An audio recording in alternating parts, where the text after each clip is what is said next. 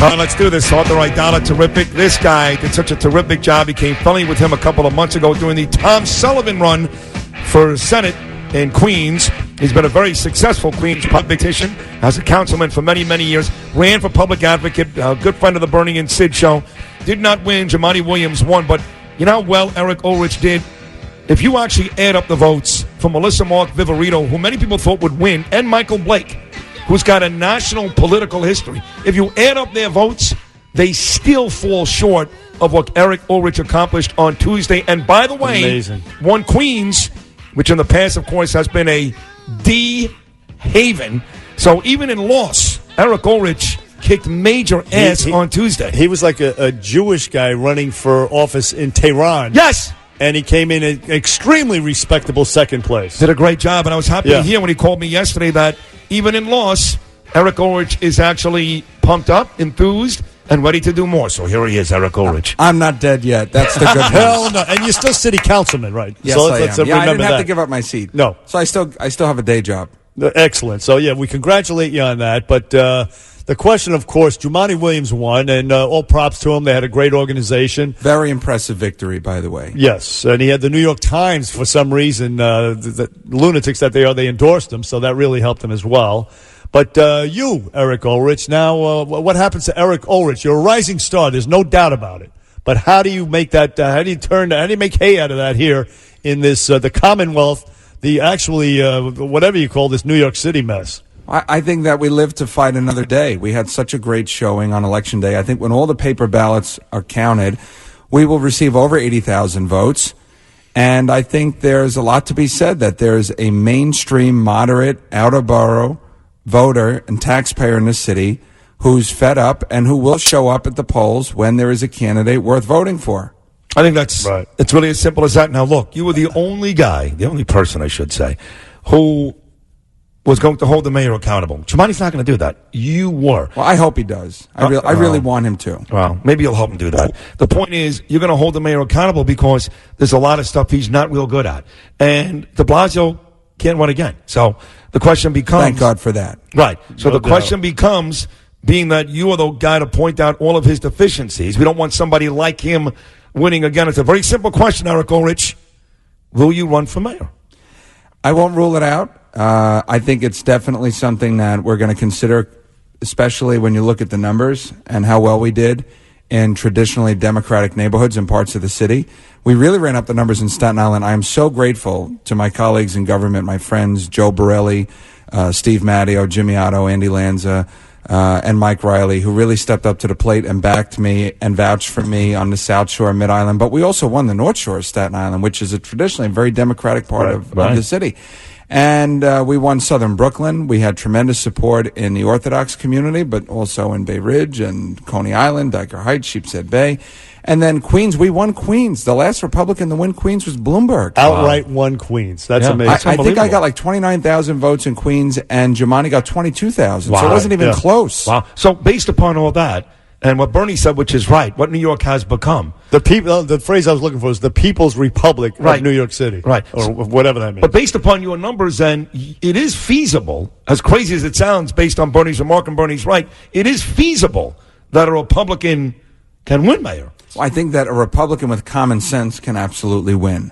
And I think that if things continue to go in the direction that they're headed in under this mayor, failing schools, rising crime, homelessness epidemic just skyrocketing, absenteeism on the part of the mayor when he's just spending more and more time in Iowa and New Hampshire and less time in New York City. And at the gym. Jobs fleeing the state of New York, tax revenue fleeing the city of New York, NYCHA's crumbling, public transportation in the sewer right now, and their plan is to just put a commuter tax on the outer boroughs. Now the mayor and the governor are on the same page with respect to congestion pricing. I think it's going to be bad for the outer boroughs, but they're hungry, they're starving for money. My point is that if things keep going in the direction that they're headed in, eventually this liberal city that we all love is just going to get to the point where people say enough is enough. And we need somebody with common sense to lead us out of this nonsense. And I'll tell you how great a candidate you were and your message was, is that not only did the New York Post endorse Eric Ulrich, but the New York Daily News actually endorsed Eric Ulrich. We're very proud of that, by the way. And you should be. That's why I'm high on the new year, because look, that's for them. That shows a modicum of integrity, because they could have endorsed any one of these lunatics from the left, and they didn't. They went with you because they know that you're the future. You should be the future. I mean, look, Mayor de Blasio and his wife. You mentioned a litany of transgressions, the shortcomings they had. This story about them wasting $1.6 billion between the two of them on the Renewal Schools program and on that mental health initiative that she had. I mean, that is outrageous. I mean, the kids that suffered as a result of it, and the money that was squandered, and the mental health people, the mentally ill people that did not get treated. I mean, they wanted yoga classes, and line dancing was part of some of the therapy for them. I mean, it's ridiculous. No, it's crazy. We've been saying this for years, that the renewal program was a big waste of money. It actually wasn't turning around failing schools, and the steps that needed to be taken, that were taken in the previous administration under Mayor Bloomberg, Mayor de Blasio refused to continue. He refused to enact. He didn't want to phase out failing schools because he was afraid of the teachers' union. Right. I mean, truth be told. Right. And as he should be. That's a very powerful union. It's a very powerful union. And by the way, they've endorsed me in the past. I'm not bashing the teachers' union. I'm just saying that the mayor is not focused on the people's interests. He caters to the special interests, and that's part of the problem. And he caves in. Look, he was a guy that was for the Amazon deal like you were. As soon as it went south, he starts blaming Amazon. Now, look, I got to give Cuomo some credit. Don't like him. To me, he's, de Blasio squared. Well, at least he's trying to do something to bring them back. Right. You got to give the guy credit for trying. I'm not his biggest fan either. Right. But at least he's saying, wait a minute, we lost 25,000 jobs. How do we get these guys back to the table? Yeah. De Blasio is popping champagne bottles with Ocasio-Cortez and the rest of these nut jobs. I mean, the point is that we lost all of these jobs. Okay, and the only one at this point who seems to be trying to do anything to bring them back is Cuomo. So if Cuomo is going to do that, I'm going to support him to say, Governor, I want those jobs in Queens. I want them for the city of New York. You said the crazy Ocasio-Cortez, and we spent a lot of time talking about her on this show. They do in California, as Ben Shapiro told us. You're a Queens guy. On a serious note, because Bill O'Reilly kind of laughed it off yesterday with us, how dangerous is Cortez for future politics? I think she's dangerous because she is going to destroy the two-party system in our state and in our city. We need, for the sake of our democracy, a strong and viable Democratic Party and a Republican Party to keep each other honest. It's checks and balances. It's as simple as that. Ocasio-Cortez is leading the Democratic Party so far to the left. She's not a Democrat. She's a socialist, or she's a socialist Democrat. Bust out. A lot of my friends, by the way, on Tuesday, I got tens of thousands of Democratic votes. There aren't all the 80,000 votes that I got were not Republicans. I would venture to say maybe half of them, probably less, are registered Republicans, and that's assuming that all of them voted for me, which we know they didn't. Right.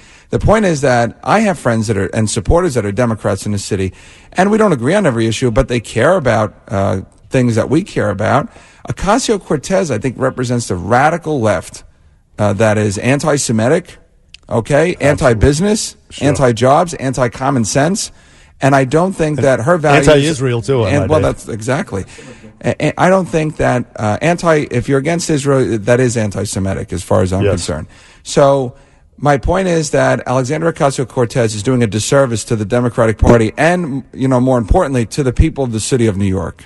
Yes, indeed, and she is fracturing the party, which you say we need a too strong two-party system. But the fact that she's fracturing them and hurting them may be a good thing, a silver lining, because these loonies, I mean, if you have people like Chuck Schumer and Nancy Pelosi and Governor Cuomo, quote-unquote moderates, pandering to them, I mean, they're going to follow some of their policies. It's going to be detrimental. So if the opposition party can, prevail over them, that's not a bad thing. She has taken over the discussion.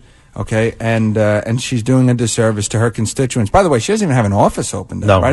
Not yet. If I imagine being in public office, you get elected to something, and you don't even open a district office. I know. Where the hell do your constituents go when they want when they have complaints? But you got yourself a nice new apartment. Gotta like that.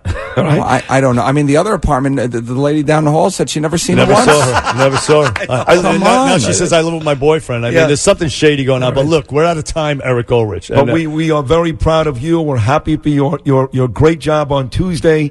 And we say this all the time, Bernie and I. We really believe that the future is so bright for you. It may be mayor, it may be something bigger, we don't know. But I'm willing to bet that Eric Ulrich one day soon will be a huge player, thank God, in politics, if not in this city, in this country. We mean that. Thank you, guys. So congratulations and Godspeed, my friend. Have a great weekend, everybody. Thank you very much. We'll talk to you again on the Bernie and Sid Show. We're coming right back. Bernie and Sid in the morning.